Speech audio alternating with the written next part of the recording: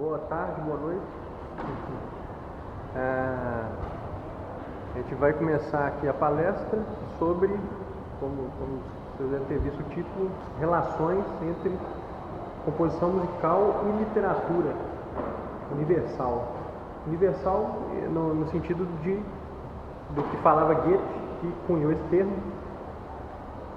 O que ele queria com a literatura universal era justamente apreender ali por meios históricos as literaturas mais relevantes ao longo das eras até então e com fins pedagógicos mesmo e tudo. Então eu vou abordar nesse aspecto, embora obviamente a gente vai ver que tem alguns períodos que nem sempre há recorrência à literatura universal e tal, até porque isso só se começa mais com romantismo ali no século XIX.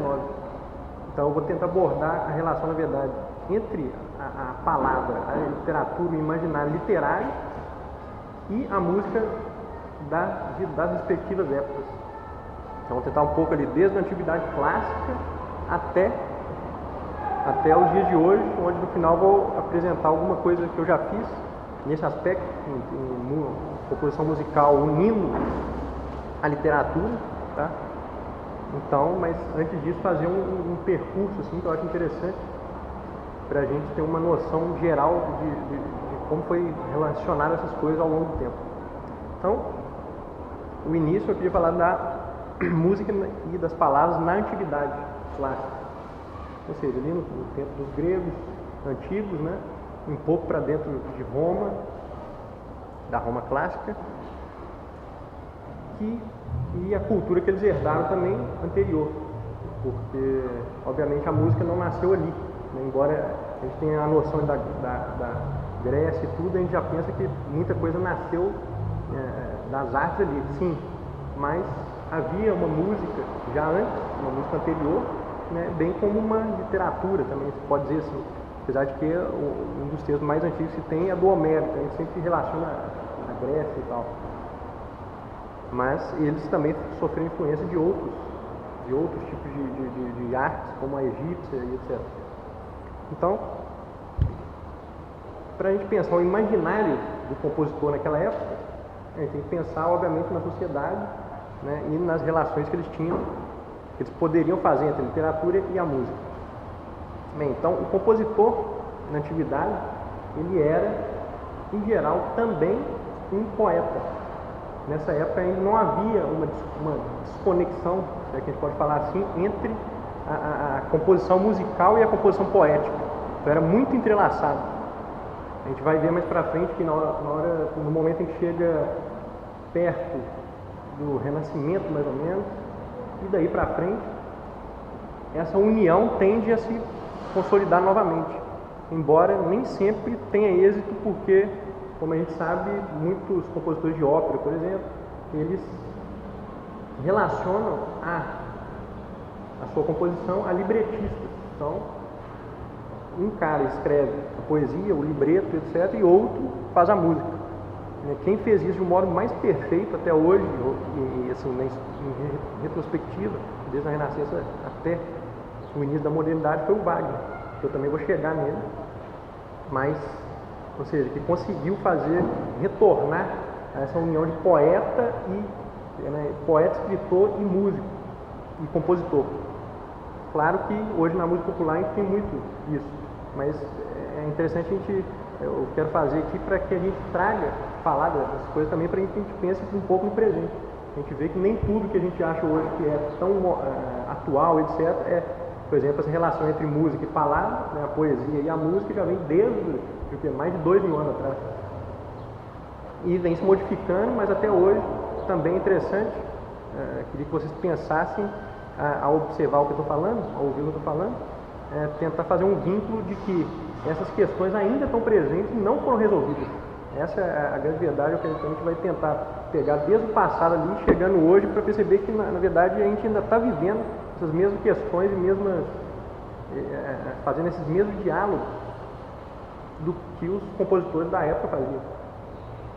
Ainda que esse debate não esteja nos meios estéticos atuais. Parece que a gente hoje chegou, não, tudo bem, já sabe fazer canção, então não precisamos pensar nisso, vamos fazer uma música só intuitiva e simplesmente escrever e musicar, colocar uma poesia numa música, etc. Mas, na verdade, há relações filosóficas e estéticas por trás disso, muito complexas, né, e que ainda ninguém deu um ponto final, embora tenha tentado, mas a gente vai ver que é bem mais complexo do que geralmente se tem. Então, pois bem, na antiguidade, retornando agora, né, o que a gente tinha ali de imaginário? Nós tínhamos uma cultura muito ligada ao que a gente chama hoje de mito, né, a partir do século XIX, mas que para eles não era, né, não é o conceito de mito, mas algo mítico ligado ao religioso, não é isso? E, obviamente, ligado a questões sociais também. E tudo, por exemplo, quando a gente pega uma peça de Aristófanes, por exemplo, a gente vê que há questões sociais sim, ligadas ali a um deboche, a uma sátira, a certos costumes. Então, na verdade, isso sempre existiu, esse passado. Não era só um passado religioso e mítico, etc. Todas essas discussões já existiam. E o que é interessante, além de pensar nesse passado a partir desse ponto de vista literário e pensar no imaginário, também pensar no imaginário filosófico. Porque a gente sabe que, quando a gente pensa em Pitágoras e os pitagóricos ali em geral, e todos aqueles que organizaram, de alguma forma, teoricamente, a música daquela época, né, todas aquelas teorias, todos esses casos tinham uma relação filosófica com a música. Então era mais do que simplesmente um ato de compor ou um ato até mesmo pedagógico. Porque a gente tinha, por um lado, existiam os compositores, como eu disse, eram compositores poetas em geral, tinham já educadores musicais, que eram professores, geralmente eram os profissionais liberais da época, ou seja, homens livres. Por quê? Porque eles viam, uma coisa interessante de pensar na relação do músico lá naquela época, é que o músico era tido como um não liberto, um homem não livre. Por quê? Simplesmente ele prestava um serviço para outro segundo o interesse de outro, né, e ainda que ele ganhasse uma soma de dinheiro, uma quantia interessante, tudo, e muitos ficavam ricos mesmo. Isso não é novidade na nossa época, a gente vê cantores e músicos que fizeram fortuna, nessa época já tinha isso, que havia de fato uma demanda e os gregos em geral eles davam muito valor à música, mas era um valor que tinha esses nuances meio estranhos, de que você, se por um lado você tinha esse afeto com o músico e recebendo dele o efeito da música, ele era elogiado, etc, etc. Por outro, você tinha uma moral, ou pelo menos da casta mais nobre da época, um certo receio a considerá-lo, os músicos, como homens livres. Então, o que se considerava como homem livre? Geralmente, quem participava eram músicos amadores, ou seja, filhos de famílias mais nobres que na verdade só praticavam a música de forma amadora, diletante, certo? E você tinha também os professores, que nem sempre eram pagos, você tinha muito uma pedagogia personalista, né, onde você tinha, desde pequeno, crescia numa família ali, onde você tinha professores só para aquilo e tudo. E os compositores também ficavam, muitos deles não eram considerados homens livres. Não tinha existia toda essa questão social, né, por trás da música, e que também vai ter algo, voltando à filosofia agora, né, dos Pitágoras, etc., vai ter uma relação crucial ali. Por quê? Porque se por um lado você tem homens livres teóricos, você tinha os músicos, por outro lado, fazendo. E nem sempre a teoria coincidia. Então, o que acontece muito? A gente vai ler, por exemplo, em Plutarco, que ele tem um livro sobre a música. O que começou a gerar? Começou a gerar uma classe nobre que tinha um pensamento, digamos que conservador para a época.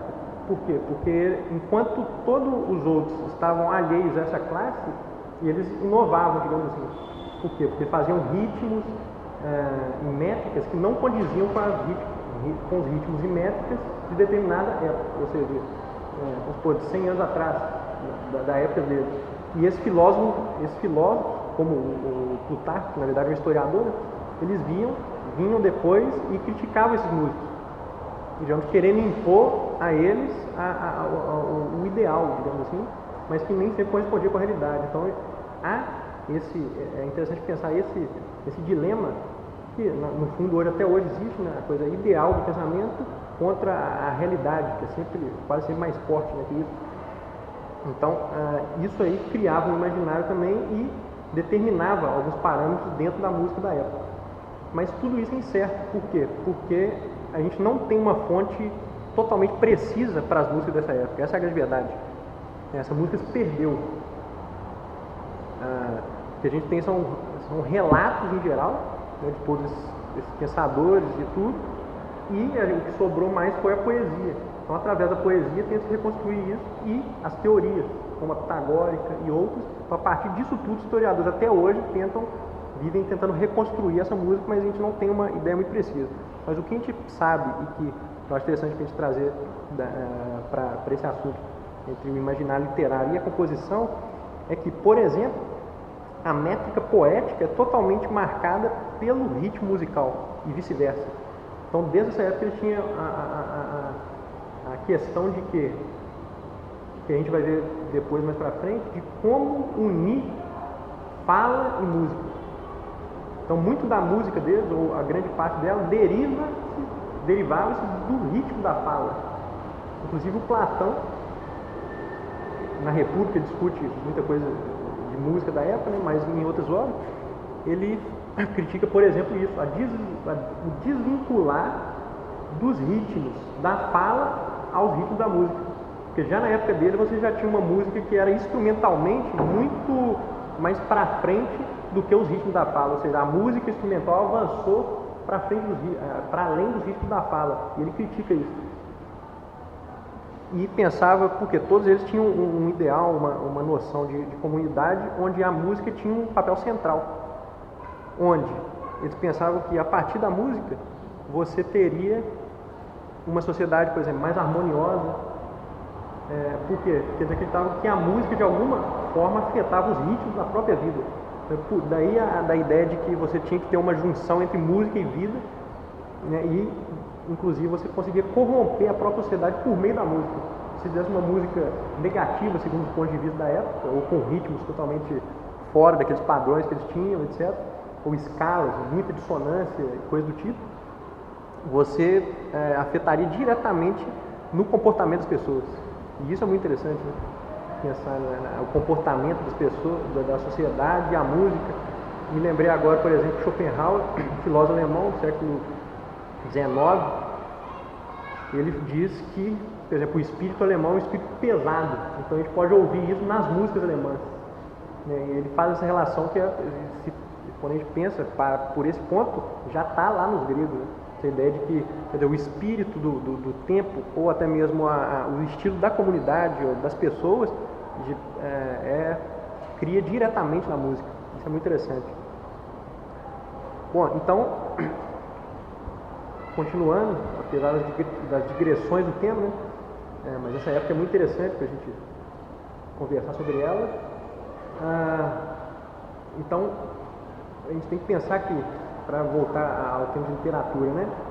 A literatura, o teatro, está muito perto da música, assim como a poesia que a gente acabou de falar, da relação entre a palavra e a música, que as métricas eram consonantes aos ritmos, etc. O teatro também estava dentro disso. Então, o que você tinha ali? Você tinha uma junção de cena com poesia e com música. E dentro de todo muitas vezes um mito religioso, algo religioso do tipo, por exemplo, os ditiranos de Dionísio, o culto ao deus Dionísio, etc. Então você tinha músicas e poemas específicos para determinadas ocasiões.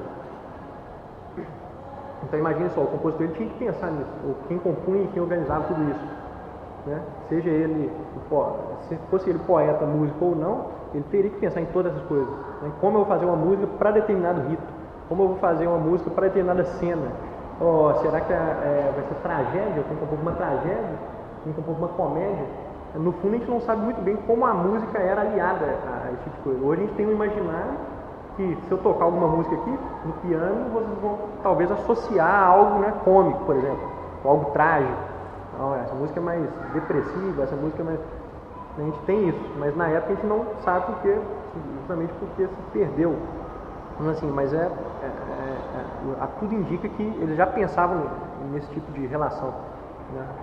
Uma cena trágica seria diferente de outra.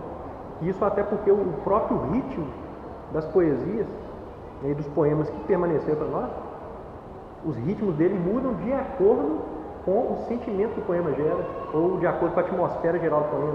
Por exemplo, a elegia, você vai ter um tipo de métrica que te dá, te causa determinada coisa, ou pelo menos segundo ele, e assim por diante. Então isso é muito interessante e é uma coisa que de algum modo se perdeu para nós, porque hoje, como se musica uma canção, por exemplo, né?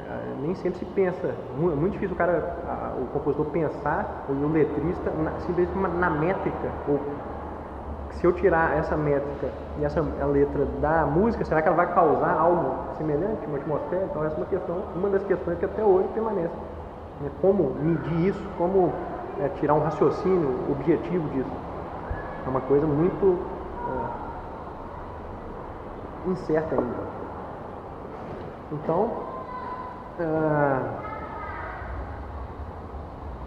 por exemplo, uma coisa que eu peguei aqui para falar, até a segunda metade do século V não se fazia distinção entre metro e ritmo, já que as quantidades métricas do texto forneciam a base rítmica para todas as execuções vocais e instrumentais. Isso eu falei um pouco, mas olhem só, Aristóteles, que era um teórico musical da época, no que nos sobrou de seus Elementa Rítmica, que é um livro dele, ele define ritmo como o arranjo dos tempos. Por que eu trouxe isso aqui? Porque para a gente pensar que a discussão sobre tempo é uma coisa atual, certo? Desde a relatividade de Einstein você tem uma discussão muito grande, né, maior ainda, sobre o que é o tempo, etc. E na música, igualmente, até hoje a gente não sabe precisamente definir o tempo exatamente, e sempre há um pensamento perspectivista acerca dessa questão, né? Mas veja que nessa época ele já pensava. Então, como que o Aristóteles pensa? Ele define o ritmo como um arranjo dos tempos e diz que ele se desenvolve através do texto poético, da melodia e do movimento do corpo. Interessante. Então, eles não desvinculavam essas coisas. Então, o que a gente apreende com isso? Que essa relação era muito junta, né? O texto poético da melodia, o arranjo dos tempos se desenvolve através do texto poético, da melodia e do movimento do corpo. Então, aí a gente voltando à questão do Platão, de que a música afetaria diretamente a sociedade, por quê? Porque, querendo ou não, se você tem uma métrica que é relativa a uma dança, que é relativa ao movimento do corpo, então se você alterar essa música, você altera também o movimento do corpo. Os gestos, o movimento de gestos e tudo mais. Então isso tudo estava bem perto. Então, eu só queria parar aqui nesse conceito da união entre poesia, música e teatro. Eu acho que esse é o princípio que a gente tem que resgatar aqui, pensar na atividade a partir disso, porque agora a gente fazendo o vínculo com a Renascença, a gente vai ver que é justamente isso, nesse pensamento que eles voltam e tentam retomar, e desse momento diante nasce a ópera, e toda essa junção entre a música e o pensamento literário começa a florescer de um modo muito mais permanente, assim, né, digamos. Então, saindo da Grécia e entrando ali nos florentinos, né, e o nascimento da ópera. Quer dizer, em 1580, na cidade de Florença, músicos e poetas e filósofos costumavam se reunir em sociedades chamadas cameratas. O tema predileto desses encontros era a natureza da tragédia grega. Então vejam bem que, passada a Idade Média ali, esse grupo de florentinos começa a estudar textos da época, né, graças ao trabalho de poetas, como por exemplo o Petrarca, entre outros, que ao voltar nessa antiguidade nos textos, traduzirem, etc., você houve um florescimento desse imaginário grego nos europeus, né?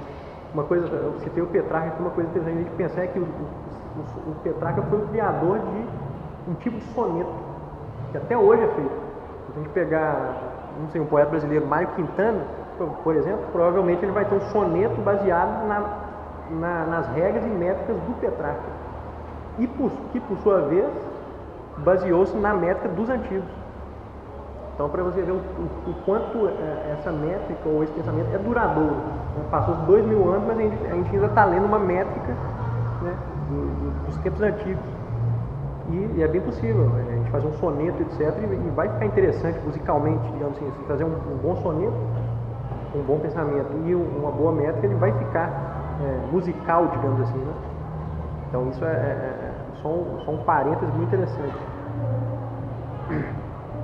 Então, ou seja, eles retornam ali, esse grupo junta-se e pensa em como deveria ser a tragédia grega. Eles só tinham os textos, mas não tinham a música. Mas sabiam que era música e texto. Então, como fazer? Essa é a questão que se coloca ali a partir do Renascimento. Como nós, vendo que os gregos conseguiam fazer aquelas obras tão supostamente magníficas, né? Supostamente grandes, ou seja, união de teatro, de música, de poesia, etc. Dos atores, né? Do ator trágico, que também na antiguidade, uma coisa que eu esqueci de falar, é que os atores eram também cantores. No geral, esses atores eles também cantavam, né? Então a questão que se pôs ao Renascimento foi essa, né? Como imitar, entre aspas, porque não é uma imitação literal, mas como resgatar né, toda essa junção das artes. Então, por exemplo, o termo ópera provém do latim opera, plural de opus, sugerindo que esta combina as artes de canto coral e solo, recitativo e balé em um espetáculo encenado. E a primeira obra considerada uma ópera data aproximadamente do ano de 1594 em Florença, no final do Renascimento, chamada Daphne, que atualmente está desaparecida, escrita por Jacopo Peri, para um círculo elitista de humanistas florentinos conhecido como a Camerata, que eu citei. Então, imagine só, essa primeira obra, como ela foi? As músicas em geral desse compositor, Jacopo Peri, elas são consideradas proto-óperas. Por que proto? Porque na época ali, onde ele começou a pensar nisso, eles não tinham a concepção do canto ou da área, que é o canto mesmo, o canto mais cantado, assim. Então, eles não tinham essa concepção da música inteira, da ópera inteira como área. Então, você tinha muito recitativo, que é ou então o recitar cantando. Então, era um texto mais perto da fala. Então, por que eles consideram uma proto-ópera, essa ópera do Peri? Justamente porque ela está mais associada à declamação e à fala mesmo, mais perto da nossa fala literal, do que mais perto da área e dessas questões da melodia mesmo. Então, vejam bem que isso foi um processo lento, né? Até a gente ir chegando, né? Até a ópera tal como é concebida hoje, ou todo tipo de música que você, onde tem uma área, entre aspas, um canto literal o tempo inteiro. Hoje a gente está muito acostumado com isso, mas vejam bem que nem sempre foi assim. Por exemplo, quando a gente sai da Idade Média, o que é na Idade Média? É uma polifonia, certo? O que a igreja fazia? Ela contratava corais, compositores para compor as polifonias, ou seja, muitas vozes ao mesmo tempo, onde muitas vezes a própria letra não era ressaltada. Por quê? Porque eram tantas vozes que você se confundia ali. Então o objetivo não era muito bem um pensamento claro, mas aquele efeito do coral em si sobre a pessoa. E aos poucos o que começou a acontecer? Com esse pensamento voltado para a atividade, eles começaram a notar que seria mais interessante, para fazer esse tipo de imitação, a voltar para a monodia, ou seja, um acompanhamento de instrumentos junto com uma voz solo, ou um dueto, ou duas pessoas, né? Ou três cantores ao mesmo tempo. Por quê? Porque aí você conseguia dar um foco maior no texto, certo? E não, justamente para tentar se distanciar dessa complexidade, entre aspas, né, que é relativo isso da complexidade, na monodia, na polifonia, que tinha na Idade Média. Mas é claro que muitos compositores, como a gente vai ver aqui, como Monteverde, eles já começaram a unir todo o passado, ou grande parte pelo menos, do passado polifônico com as ideias de monodia, de acompanhamento. Então, com as ideias de modalismo e um cromatismo, entre aspas, que já existia na época, eles começam a juntar tudo isso, tá, para explorar desde madrigais até ópera. Mas enfim, então assim começou a ópera, ou pelo menos a proto-ópera. Uma coisa interessante é pensar a união entre farsa, comédia e tragédia nessa música renascentista da época. Porque hoje a gente tem uma ideia, ou pelo menos ali após o Renascimento começou-se muito a fixar, né? Então isso é uma comédia, isso é uma farsa, isso é uma tragédia, né? Isso é um drama. Mas nessa época, muitas das obras, você tinha tudo isso junto. Claro que em momentos distintos, né? Ou com uma correlação sequencial entre isso. Mas essa junção estava mais presente. E inclusive muitos críticos e historiadores, etc., olham para isso e muitas vezes gera uma dubiedade, é difícil interpretar o que ele queria, o compositor queria. Porque muitos trechos a gente não sabe se ele queria uma música cômica ou uma música trágica, por exemplo. De tal modo que isso foi unido e se tornou meio que indistinguível. Como a gente não tem a sensação da época, né, a sensibilidade das pessoas daquela época, a gente não consegue distinguir o que realmente se queria com esse trecho. Ou não se queria nada, ou se queria justamente essa dubiedade e etc. Então, isso eu acho que é muito excelente, talvez, quem sabe, os compositores, né, pegar isso e trazer um pouco mais disso, né, em vez de pensar só na música, a coisa ali muito limitada, né, conseguir unir esse tipo de coisa, o trágico com o lírico, enfim. Uma obra que foi resgatar esse tipo de junção foi a obra Carmen, do século XIX, cujo libreto eu inclusive trouxe aqui para mostrar, quem quiser ver depois. Esse libreto aqui é original junto com a tradução em espanhol. Então, é a Carmen do Bizet, né? E esse libreto é do Milhac e Ravelli, Ludovic. Então, a Carmen é uma obra muito famosa, né, da ópera do século XIX. Quem leu Nietzsche já sabe o tanto que o Nietzsche elogia Carmen, né? Que ele achou que era um meio de superar o Wagner, etc. Justamente por isso, por conseguir mesclar essas atmosferas e juntar a farsa com o trágico, e ao mesmo tempo você tinha o cômico. Então a Carmen ela consegue juntar muito dessas questões que se referem em última instância, a essa música renascentista. Não que ela tenha algo de renascentista nos princípios musicais dela, mas ela tem pelo menos no que tange esse aspecto dessa junção, né? Então, para falar um pouco da literatura, né, voltando para a questão fundamental da palestra, que eu queria falar um pouco da amoralidade e do conteúdo das obras do Monte Verde, que eram muitas vezes eram associadas a um conteúdo erótico e etc. Mas isso era bem normal para a época. É interessante que a gente pensa sempre no passado como uma época mais conservadora ou moralista, né? Na verdade não, a Renascença é um período que é o contrário disso.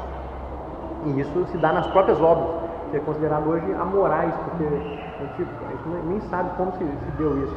E não só se a gente pensar pelo lado das óperas, por exemplo, quando a gente pensa em Shakespeare, é a mesma coisa. Shakespeare ele não só junta, tal como eu disse aqui da ópera, a farsa e etc., e o trágico e o lírico numa mesma obra, claro, em texto, né? Mas ele também consegue tornar, digamos, fazer finais trágicos e amorais. Isso é, mesmo um mocinho morre, nem sempre quem é bom vai se dar bem. E, por exemplo, falando dessa coisa erótica ou na violência que tem, muitas das peças dele terminam com finais muito violentos, né? E até hoje para nós é violento. Por exemplo, Tito Andrônico, que é uma peça dele que até hoje, quando encenada, faz as pessoas passar mal, por exemplo, no teatro ou seja onde for. Então é interessante pensar nessa época. Então, um exemplo disso, desse imaginário da época, que está atrelado tanto a essa coisa mais amoral, como também a todo esse passado do imaginário clássico grego, ou, no caso dessa ópera que eu vou falar, o imaginário latino-romano, Então, uma ópera do Monteverdi chama A Coroação de Popeia. E nessa ópera, você, por exemplo, vai ter como personagem o Nero, pra vocês terem ideia, e o Sêneca, que é um filósofo da corte do Nero. Né?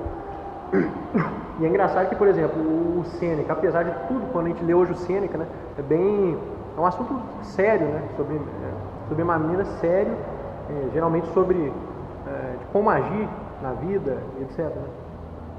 Mas o que esses renascentistas pegaram e, sobretudo em Popeia, fizeram com o Sêneca? Em geral, esse personagem é satirizado, ou seja, o Sêneca, enquanto moralista, é, na verdade, aquele cara que está sofrendo as sátiras. Ele é um personagem cômico, ou seja, o moralista é o cômico.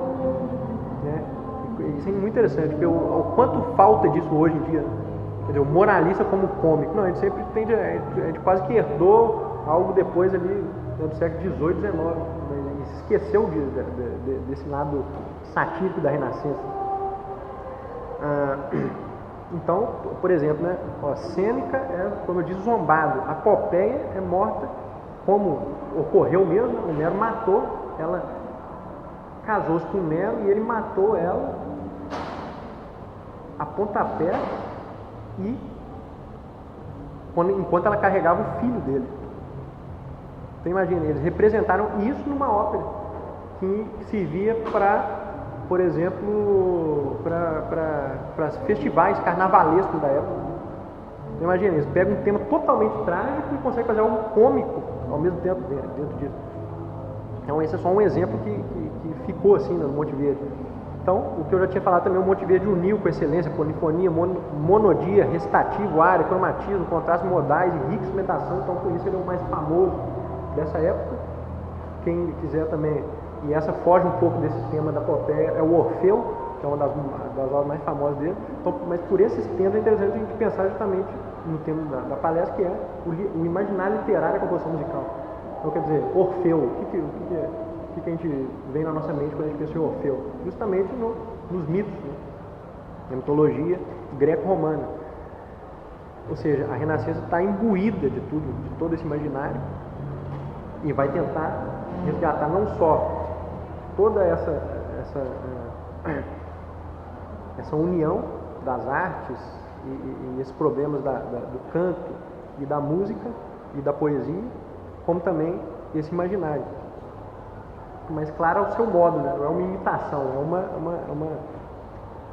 fazem isso de um modo muito próprio. Então, eu só queria citar algumas coisas do Monteverdi para a gente entrar um pouco mais nessa coisa composicional, em como ele pensava, quais eram as regras, algumas regras que ele tinha antes de compor, para unir justamente essa coisa do drama à música. Então, por exemplo, a forma da música é o resultado da caracterização do personagem. É interessante. Ou seja, a forma era diretamente proporcional, era diretamente aliada à concepção do personagem. Então, a importância do drama para a música. Né?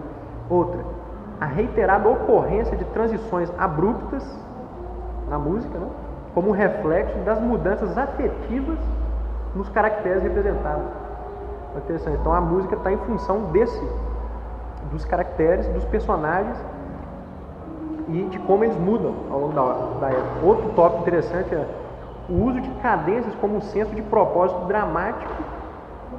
Cadência, para quem não sabe, é justamente aquela parte ali da música onde você troca de um motivo para outro. Sabe? Quando a música, uma melodia, por exemplo, ela vai se tornando mais rarefeita e após isso você entra uma nova melodia, etc. Por exemplo, na canção é muito fácil de perceber isso. Né? A cadência e entra um novo motivo, ou então repete o inicial. Então, cadência é basicamente por aí que se compreende. O uso de cadência como um senso de propósito dramático e não de fechamento da forma. Hoje a gente tem uma noção muito de fechamento da forma, a cadência quando se fecha a forma. Né? Ele pensava com propósito dramático e não de fechamento da forma e como ponto de articulação dentro de um discurso contínuo. Então, tem que pensar que a ópera a maioria delas, um discurso contínuo. Pelo menos cada ato é um discurso contínuo. Então, esse era um dos meios que ele usava para colocar pontos ao longo de todo esse discurso. Então, outro é a criação de um senso de unidade formal através da repetição motívica e relações tonais definidas. Então, o que é isso? O que é o senso de unidade? Né? Quando a gente tem uma música, a gente, em geral, como que a maioria das músicas são feitas? Elas partem desse princípio. Quer dizer, a repetição motívica, eu tenho uma melodia e começo a repeti-la ou variá-la. Que não deixa de ser uma repetição, né? Mas uma repetição modificada.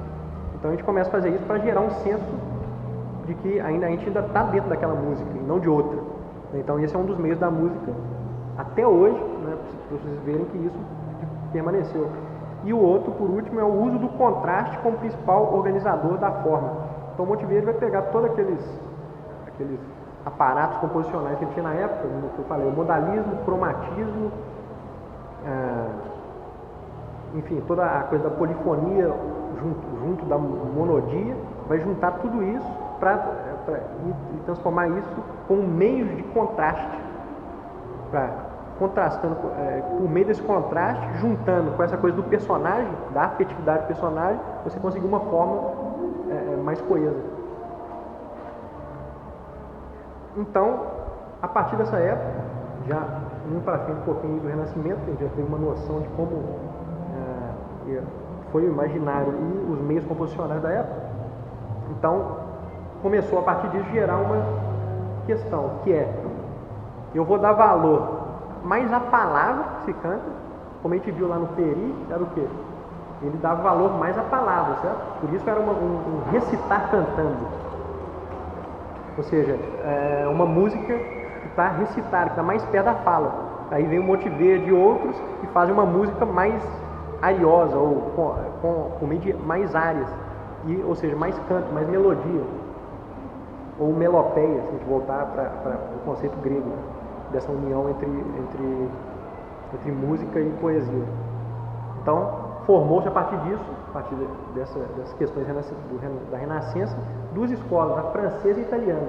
A francesa, em geral, é voltada mais para esse recitar cantando, ou seja, uma música que esteja mais perto da fala, enquanto a italiana é muito mais melodiosa, mais ariosa, e etc.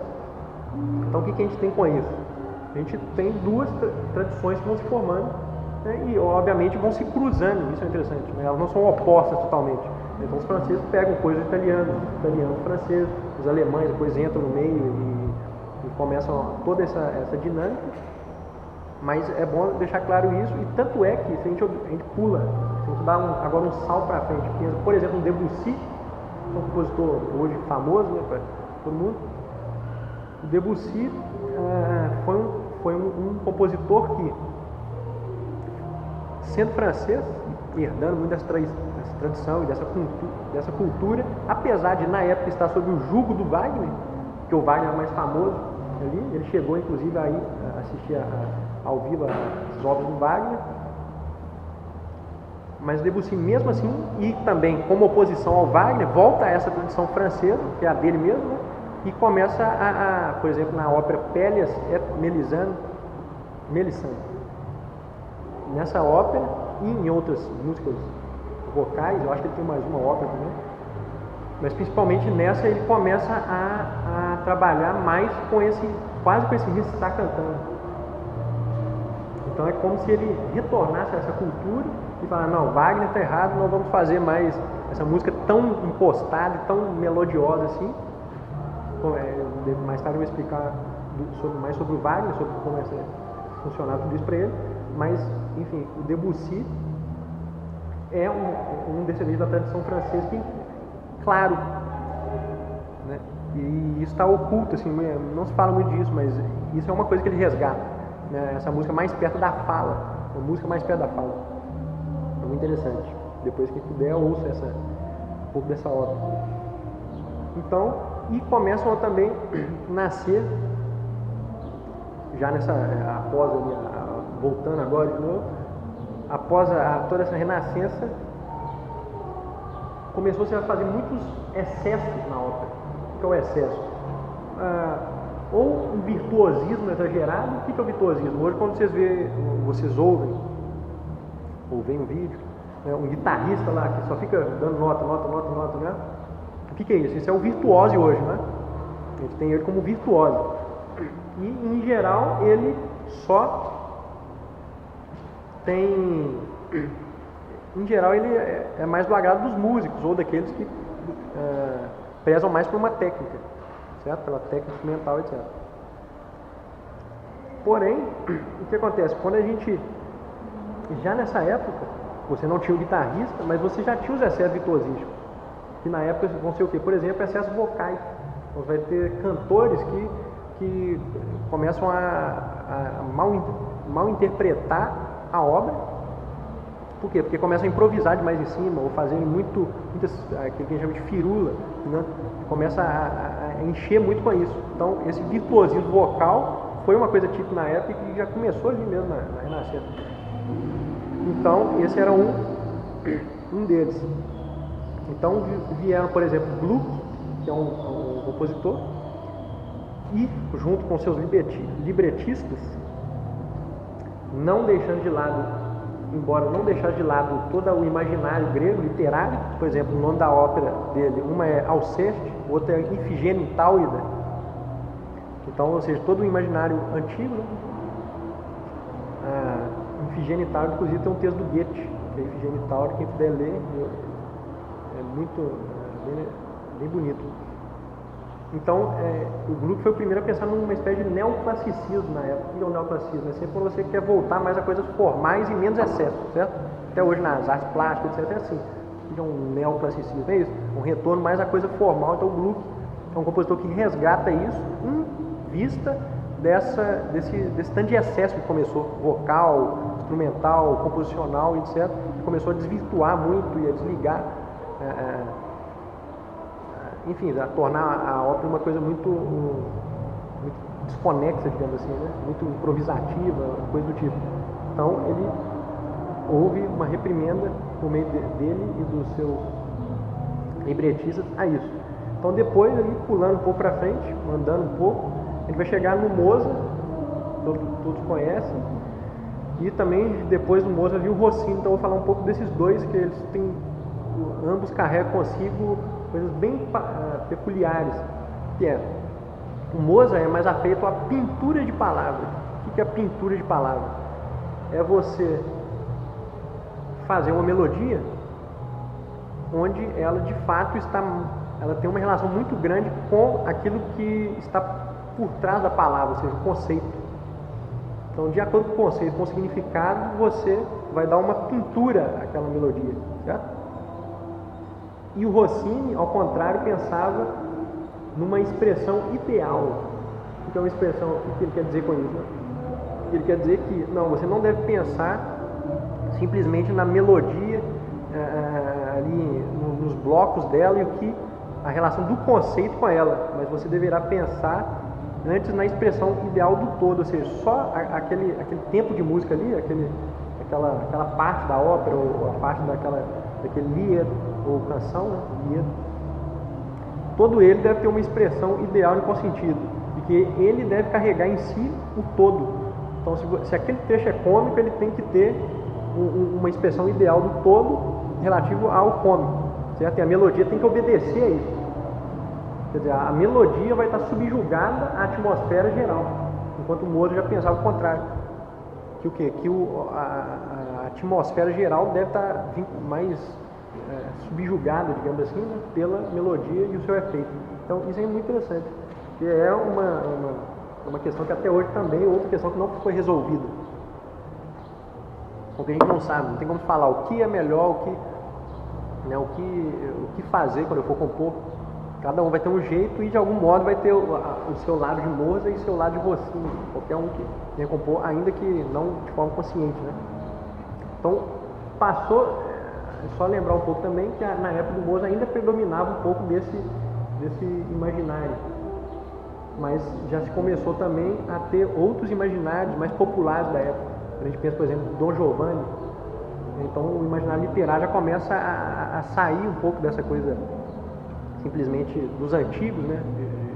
Apesar de que, como a gente sabe, o classicismo da época do Mozart é afeito a formas, né? E a formas, por que é classicismo? Justamente porque volta-se para a atividade clássica, ou seja, onde as formas predominam, etc. você tem um rigor formal maior. Então, o Mozart, por um lado, ele tem um imaginário que vai para além desse imaginário greco-latino, por outro, ele ainda está apegado a toda essa arquitetura das formas, digamos assim. Então, começa-se aí uma tensão entre isso. Né? E aí, depois a gente chega em Beethoven, que é também conhecido todos, e eu quero falar um pouco do imaginário literário de Beethoven, que é uma coisa que muitas vezes a gente não se apega a ele. A gente quer ouvir as músicas, mas é muito interessante o que está por trás disso. Então, o Beethoven, pelas cartas dele e textos que a gente tem acesso, a gente sabe que os autores preferidos dele eram Goethe, Schiller e Shakespeare. Então, vejam bem, muito da música dele é influenciado por isso, por esse imaginário, ou seja, o imaginário da Renascença, que é o Shakespeare, e depois da própria época dele, que era o Goethe e Schiller. Tem até acho que uma das cartas do Beethoven, ele pede para que entregue na casa dele a obra inteira do Goethe. Por exemplo, ele era um leitor assíduo desse cara. Inclusive, eles já encontraram, né, o Goethe e Beethoven tiveram um encontro em Templitz, se eu não me engano, e no final, depois eles brigaram. Né? Tem uma história interessante, mas depois vocês se aprofundem nela.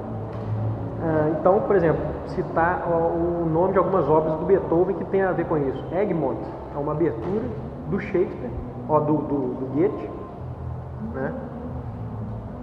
Coriolanus é uma abertura agora assim do Shakespeare. Eu particularmente é uma das peças que eu mais gosto, que era um senso mais trágico, digamos assim, e ao mesmo tempo heróico, que é justamente o tema do Coriolanus. Então vejam bem que o Beethoven consegue se apropriar de todo aquele aparato composicional da época dele, que é a superação de um tonalismo no sentido do Mozart, né? Ele começa a colocar coisas mais tensas na música dele. Quem ouve nota isso, uma música mais densa, mais tensa, né? E faz embora seja uma coisa da época dele, uma inovação dele, ele também se baseia em coisas passadas. Ele está fazendo uma abertura Coriolanus, onde ele, com técnicas do presente dele, consegue depois interpretar o passado. Isso é muito interessante. Isso depois a gente vai ser exacerbado no modernismo, mas já se começa isso ali. E também um pensamento que eu tive uns tempos para trás, que que eu achei interessante, foi que quando a gente pensa, e isso é só uma digressão, mais uma digressão do tema aqui nosso, quando a gente vê o último quarteto do Beethoven, que é a Grosse Fuge, a grande fuga, né? Esse quarteto do Beethoven, o que ele representa no fundo, quando eu parei para pensar? Ele representa onde que o Beethoven trabalha com um contraponto mais pesado. Toda a obra dele, ele chega e faz um quarteto que é uma fuga. A fuga, para quem estudou um pouco de composição, sabe que é algo contrapontístico difícil, relativamente difícil. Então, o Beethoven, e é uma técnica do barroco. Então, olha que interessante, essa grande fuga do Beethoven, esse último quarteto de cordas dele, é ao mesmo tempo a obra mais do presente ou do futuro dele, certo? Que até hoje que a gente escuta, parece uma música que você está ouvindo, alguém compôs isso hoje, né? Ou seja, ela passou 100 anos, ela está tão jovem quanto era na época, ou não era na época, né? Porque na época eu acho que quem ouviu não gostou muito, mas enfim, então ele aliou uma técnica totalmente do passado, que era o contraponto barroco, para fazer a obra, no entanto, mais moderna ou atual para ele, na época dele. Então isso é muito interessante, de pensar em quanto é contraditório e o quanto isso, e não é ao mesmo tempo. Como que ele fez isso? Você pegar porque a gente quer sempre criar uma técnica nova e fazer algo novo a partir disso. Ele não, para que eu vou fazer isso? Eu vou pegar uma técnica do passado e vou criar a obra mais de vanguarda, entre aspas, com uma técnica do passado. Isso ele fez de uma maneira brilhante mesmo. Então, na Nona Sinfonia, um dos imaginários, como eu falei, que é o Schiller, que gostava muito de ler, na Nona Sinfonia a gente tem no coral dela a Ode à Alegria do Schiller, que era um poeta também da época. um imaginário que começa na época do Beethoven de um modo mais forte e vai ganhar depois até hoje, né? Mais força, que é o imaginário político dentro da música. Por quê? Porque na época ali é justamente a época de Napoleão, a mesma Beethoven, certo? Então o que o Beethoven começa a associar? Começa a associar esses fatos políticos à música. Então, por exemplo, ele compõe o concerto número 5 para piano e orquestra, cujo nome é O Imperador. Então veja o quanto esse imaginário político da época afetou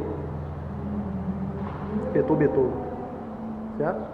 Porque afetou diretamente, e a gente não vê muito isso antes dele. E outra coisa é onde que ele há uma ruptura, quer dizer, esse imaginário do Schiller, do Goethe, do Shakespeare, etc., gerou no Beethoven uma espécie de imaginário em que ele achava, por exemplo, as músicas, os temas do Mozart frívolos. Ele faz essa crítica ao Mozart, ele achava que não, Dom Giovanni, etc., são temas que não são para mim, eu não perdoo o Mozart por ter feito coisa do tipo. Então é interessante esse pensamento, né? Mas você vê o tanto que, quer dizer, o imaginário literário dele era outro. E o quanto isso afetou na composição dele, porque ele não mais queria compor, ele teve que mudar alguma coisa técnica e pôr determinadas tensões e outros tipos, por exemplo, a técnica barroca, ele volta com ela, tudo isso para, digamos que, frutificar esse imaginário dele, que já era diferente do Mozart, embora o Mozart fosse, digamos assim, em tempo, né, não tão distante do Beethoven. Isso é muito interessante. Depois do Beethoven entra o romantismo mesmo. O Beethoven faz a transição entre o classicismo e o romantismo. Então, nesse ponto, começam a vir homens como Franz Liszt, que é outro que eu tenho que falar aqui. A relação entre o imaginário que ele faz, agora sim, é algo bem pontual entre a literatura e a composição. Franz Liszt criou um poema sinfônico, que é um tipo de música até hoje feito, um gênero, né, um tipo particular de composição, e ele inventou isso precisamente porque ele queria estreitar ainda mais os laços com a literatura. Só que, olha que interessante, de um modo agora instrumental. Então a música instrumental já tinha alcançado um ápice ali com Mozart e Beethoven.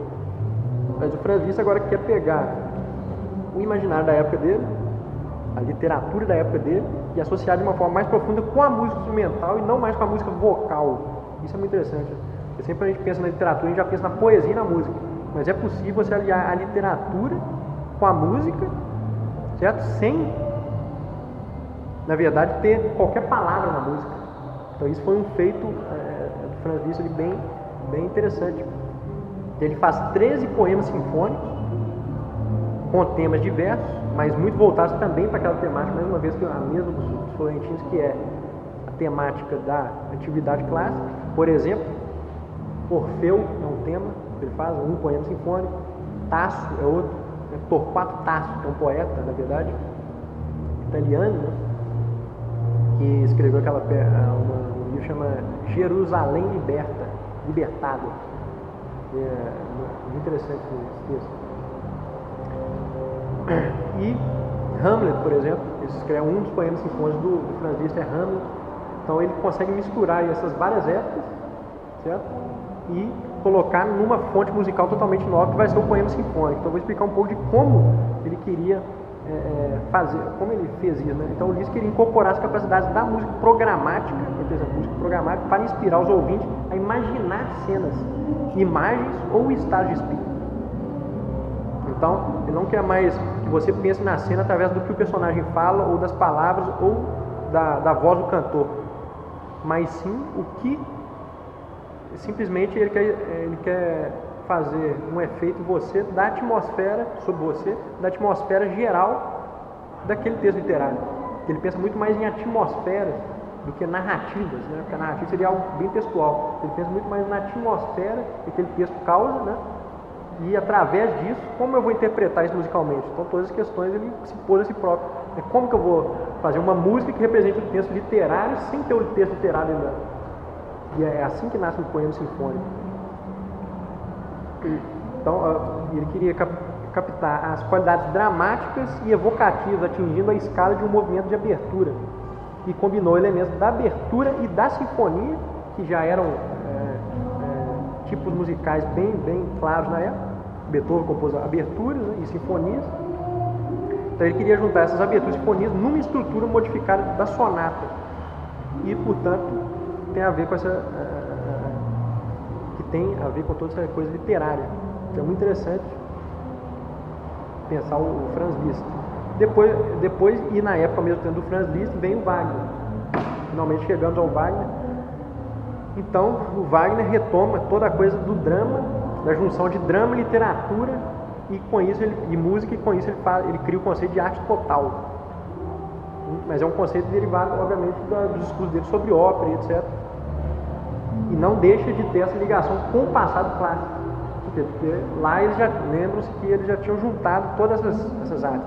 Então o Wagner quer retomar isso, mas agora sim de um modo, para ele, né, ainda maior, porque um dos meios era justamente, ele não queria nada de recitar cantando, ou de trechos em meio à ópera, onde você simplesmente falava, né, os personagens falavam com a voz natural humana. Ele queria, natural não, né, com a voz simplesmente falar, porque o canto também é natural. Mas, então não, agora eu vou fazer óperas onde o tempo inteiro é cantado. E lembra quando eu falei no Debussy? Então essa é uma das oposições ao Debussy, a ele. O Wagner faz essa ópera, ou drama, como ele chamava, onde o tempo inteiro é cantado, né, e o mais impostado possível. E o Debussy começa a se opor a isso, né, foi o que eu tinha falado. Então qual que era o imaginário do Wagner, literário? Eram os mitos nórdicos, mitos e germânicos. Então ele faz todo um trabalho filológico dos mitos e, além disso, ele cria toda uma técnica, uma filosofia, uma estética própria dele, a fim de adequar tudo isso dentro desse drama, né? E cria toda uma estética também musical, no sentido digamos assim, para ampliar, para expandir o tonalismo. Então o que o Wagner faz? Ele pega os princípios tonais, sobretudo os tonais, e expande, e o cromatismo também já existia na época dele, e expande isso, até você chegar quase a um tonalismo livre, né? E o atonalismo livre parte depois dele. Ele começa com Mahler e Schoenberg e vai para frente, né?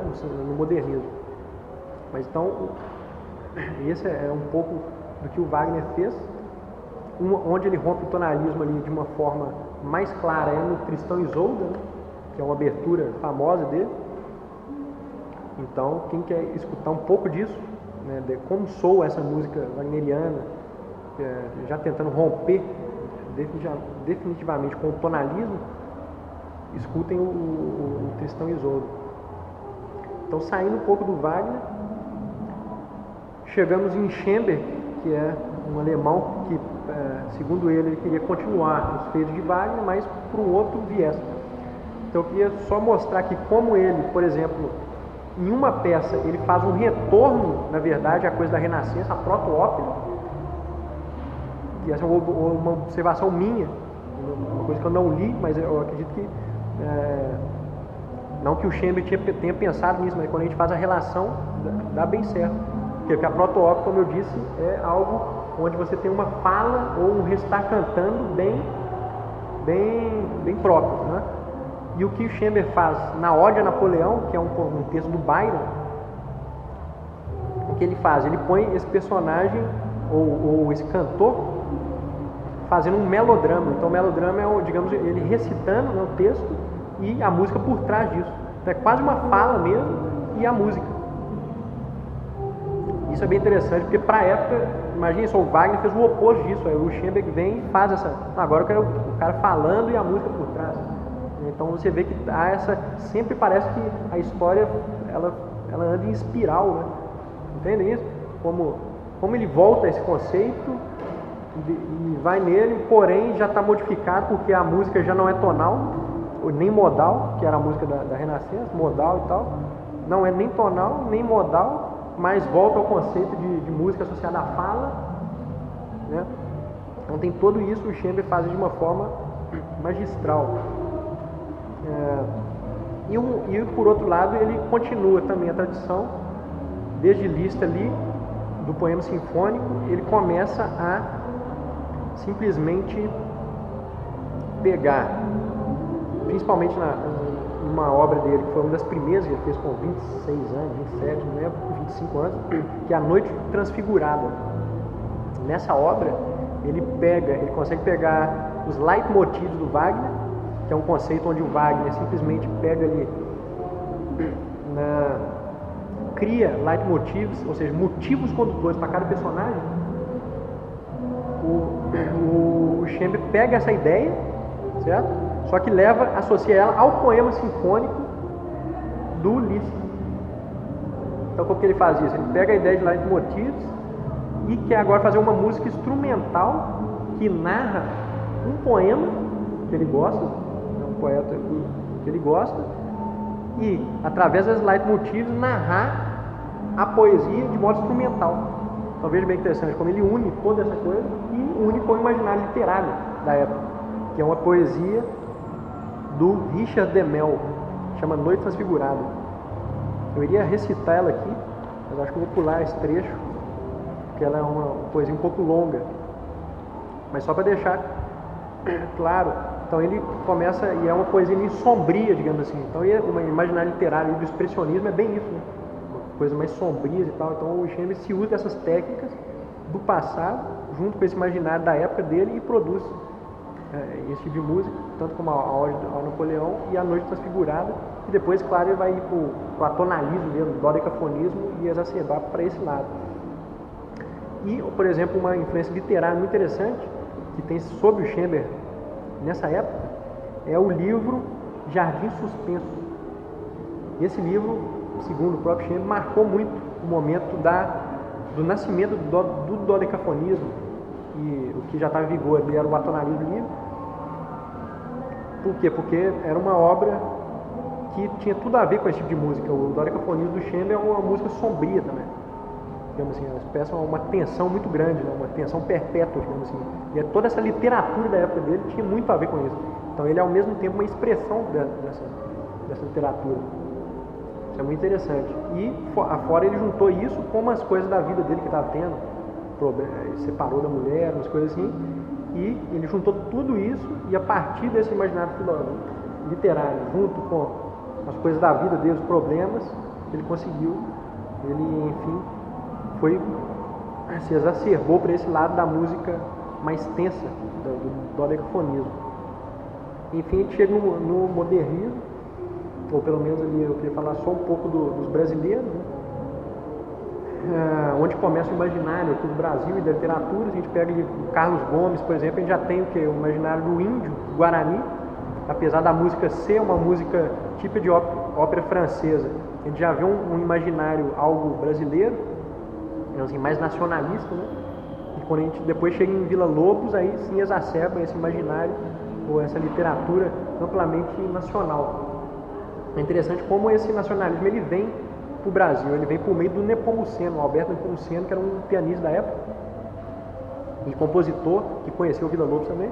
O Nepomuceno vai para a Europa, conhece lá o Edvard Grieg, que é um compositor.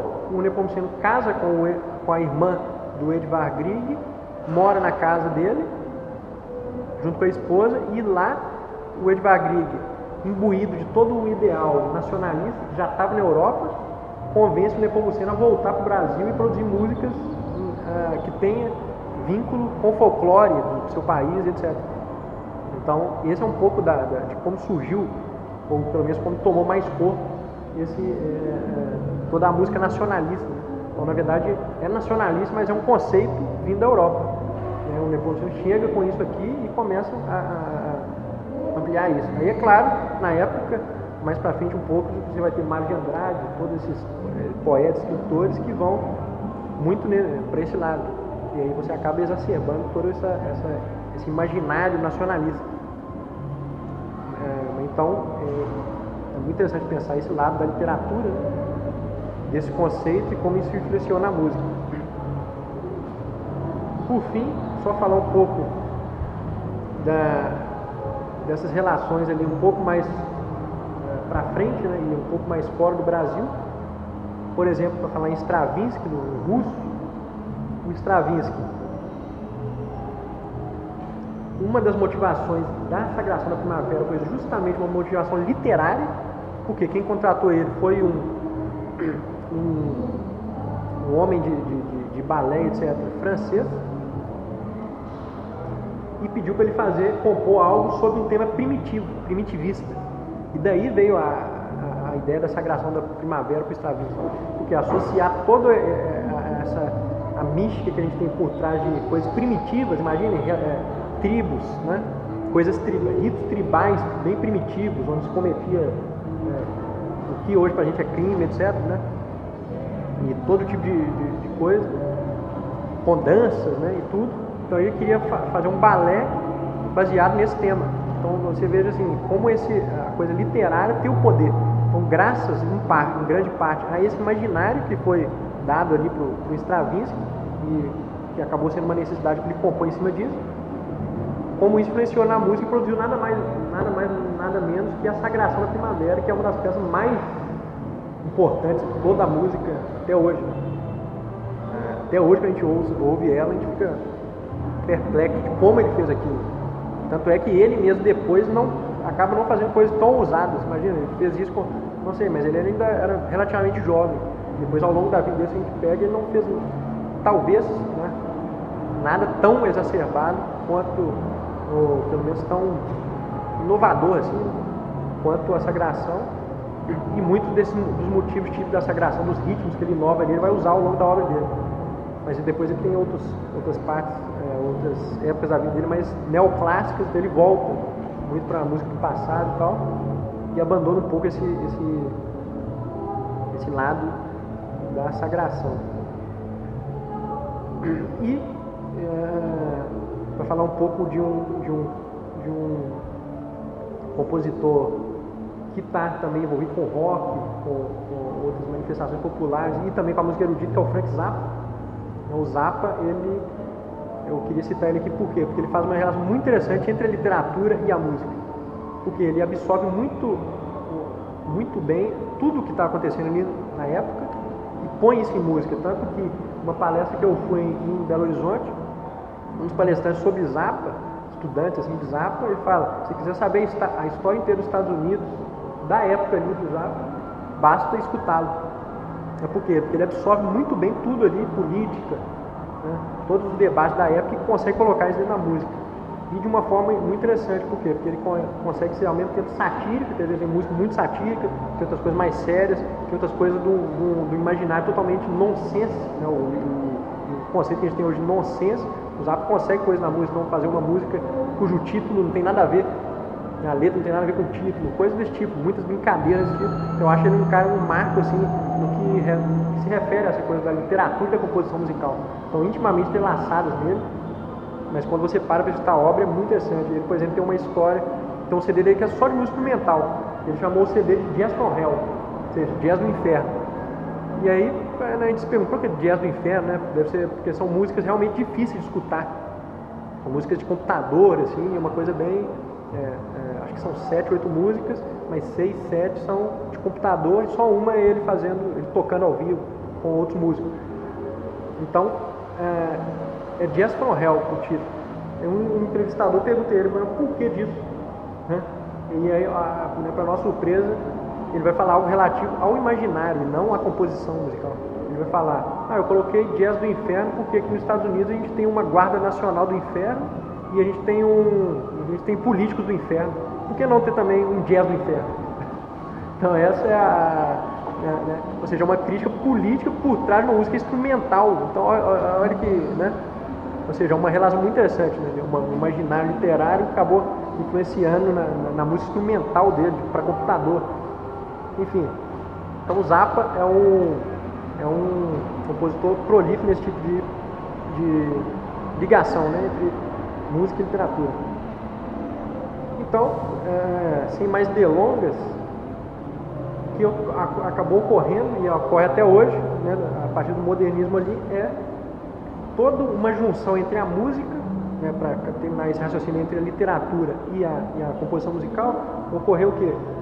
uma música ligada agora a muita coisa de estudo linguístico, semióticos, por exemplo, né? Como a semiótica ali, desde Peirce para frente, se exacerbou, se expandiu bastante. A música também teve compositores, muitos da música erudita começaram a pegar relações ali da semiótica e pôr dentro da música, né? O computador, as invenções tecnológicas todas propiciaram outro tipo de interpretação, ou seja, a gente consegue hoje gravar falas, gravar barulhos, gravar sons vocais, etc. E associar tudo isso à música de uma outra maneira que não era possível antes, né? Muito tipo de, por exemplo, colagens hoje é possível fazer, que vem a partir, por exemplo, no Brasil, do imaginário do concretismo. A partir do concretismo tem essa ideia de colagens e tal, de palavras com sentidos desconexos. Então hoje você consegue fazer isso bem, foi se fazendo isso também associando a música. Paródia, né? Paródia se tornou algo também possível, não que não fosse, mas se tornou mais possível ainda no modernismo.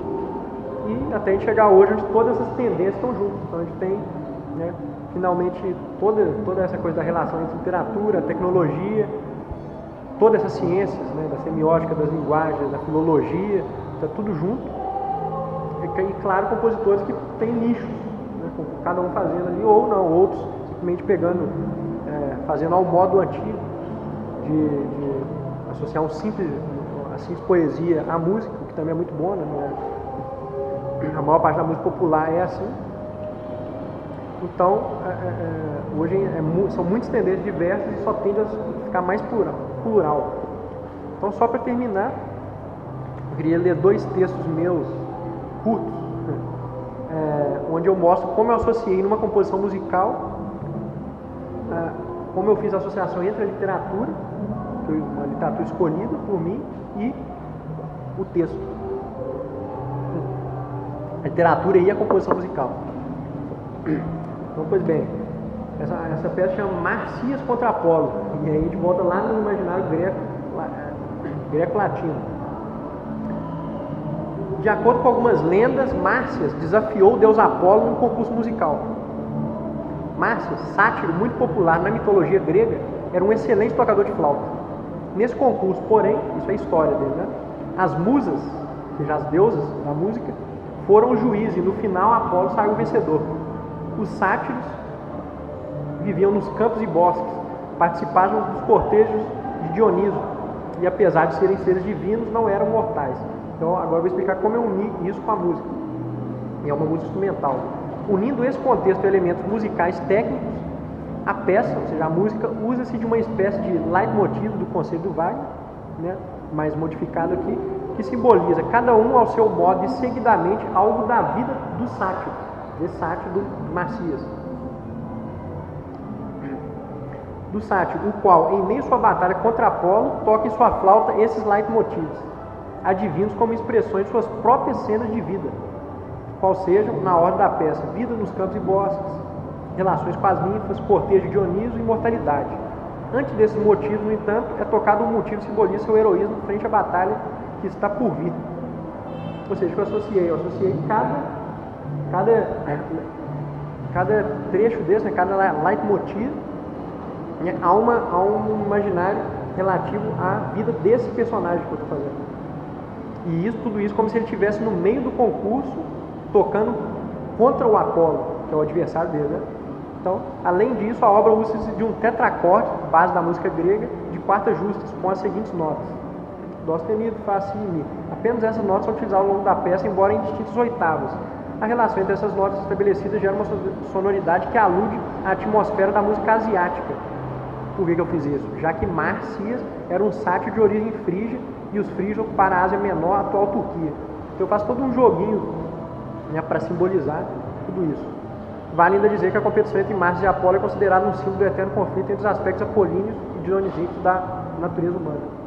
Então está aí um exemplo de música que eu compus. Ela vai ser tocada no recital agora dia 3 de dezembro, com o professor da universidade, o Raul Dávila, e a estreia mundial dela vai ser agora.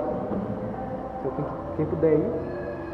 E, para terminar, por fim, só uma segunda peça, para vocês terem uma ideia de como é possível fazer de outro modo essa junção entre literatura, nesse caso filosofia literária e música.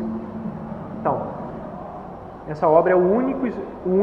Eu fiz um poema sinfônico é aquela que a gente viu lá do Ulisses, né? Então, a presente obra consiste num poema sinfônico reverso do livro Único e Sua Propriedade, do filósofo Max Stirner, que, embora esquecido de sua própria época, começa agora a gerar interesse nas atuais gerações de intelectuais. Este poema sinfônico, portanto, marca, através da linguagem musical, o emergir de semelhante imaginário filosófico. Então, eu peguei um texto filosófico e fiz uma música baseada a partir nele. Poema sinfônico, como se sabe, foi termo cunhado por Franz Liszt, como eu já disse. Já o termo reverso foi termo inventado pelo próprio compositor da presente obra, o qual foi tentado pela seguinte pergunta. Então, essa pergunta que eu fiz para mim mesmo. Por que sempre interpretar ou evocar, através da música, uma obra literária ou filosófica cronologicamente? Então, eu queria fazer o poema sinfônico como se a obra começasse, né, do começo mesmo até o fim. Como fez, por exemplo, o Strauss da obra do Nietzsche, Assim Falou Zaratustra. Um poema sinfônico muito... Ele é uma música muito famosa, depois você ouça, quem não ouviu, né, o poema sinfônico do Assim Falou Zaratustra, do Strauss, muito interessante. Então, mas todos eles até hoje fizeram um poema sinfônico pensando de frente para trás. Eu pensei, por que não começar, já que é musical mesmo, começar uma narrativa de trás para frente do livro, como se começa, por isso, o reverso. Então, por que sempre interpretar ou evocar, através da música, uma obra literária ou filosófica cronologicamente? Por que não, antes disso, interpretá-la de trás para frente? E, de fato, foi este o feito, um poema sinfônico que evoca, interpreta e expressa a atmosfera geral da obra, do seu fim ao seu começo. Né? E, para tanto, aí eu explico um pouco de como eu fiz isso. Né? O compositor dividiu o livro em 3 grandes assuntos mais importantes, ou seja, esse livro do Stirner, seguindo a ordem reversa, de trás para frente, e associou cada um desses assuntos a um determinado movimento da obra musical, sendo que cada movimento, por sua vez, trabalha a parte do texto escolhido de forma diversa. No primeiro, ocorre uma evocação e desenvolvimento musical das imagens sugeridas pelo fragmento do texto escolhido. No segundo, são 3, né? No segundo, a ideia geral do fragmento textual é aquilo que interessa.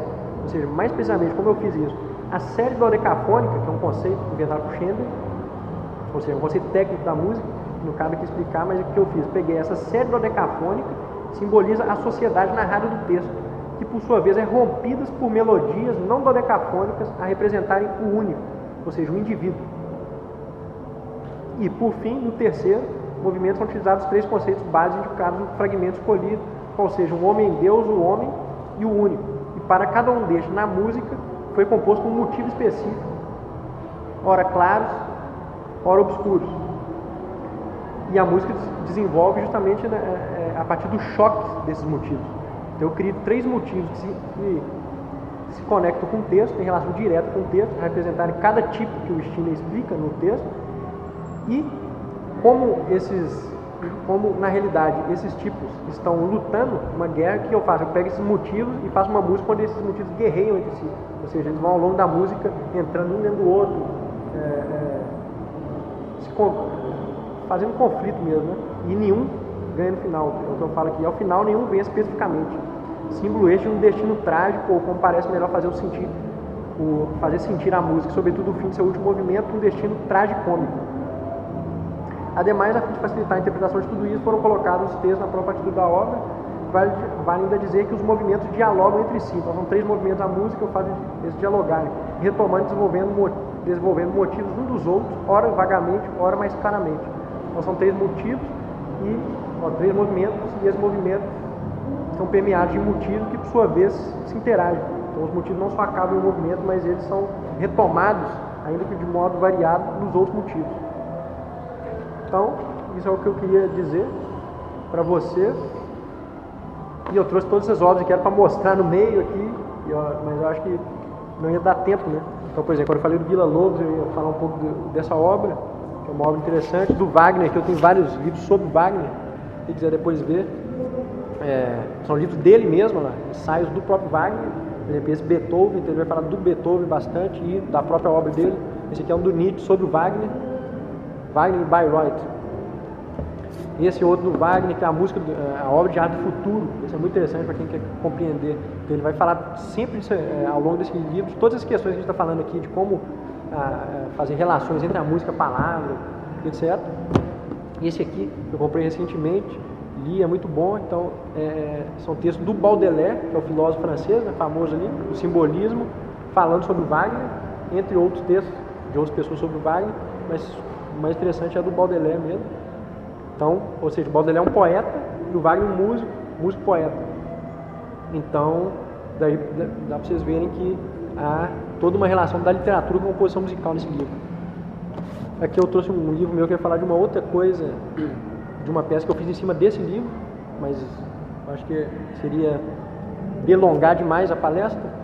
Esse aqui é um livro do Adorno, que é um filósofo alemão da escola de Frankfurt. O Adorno vai falar, esse livro é Filosofia da Nova Música. Então, aqui, quando eu estava falando do Schoenberg aqui, ele tem um ensaio inteiro sobre Schoenberg. Então, quem quiser saber mais sobre Schoenberg, o Adorno tem coisas boas. Esse aqui eu mostrei, né, que é o da Carmen. E, como a gente está falando muito de história da música, né, todo esse paralelo, esse livro do Otto Maria Carpo é muito bom, que é uma nova história da música. Embora não seja a mais nova que a gente tem, é uma boa obra. E essa aqui, que como eu falei muito de ópera, muita coisa está aqui, que é da Caroline Abate e Roger Parker, uma história da ópera. Isso aqui tem muita coisa boa, muitas das informações de florentinos, de como se deu desde o nascimento da ópera até os dias de hoje. Esse livro acho que é de 2012, alguma coisa assim, então ele é bem recente. Então essa é uma literatura assim, inicial para quem se interessar por esses assuntos, né? Então é isso. Agradeço a todo mundo aqui muito pela presença e espero que tenham gostado. É isso. Muito obrigado.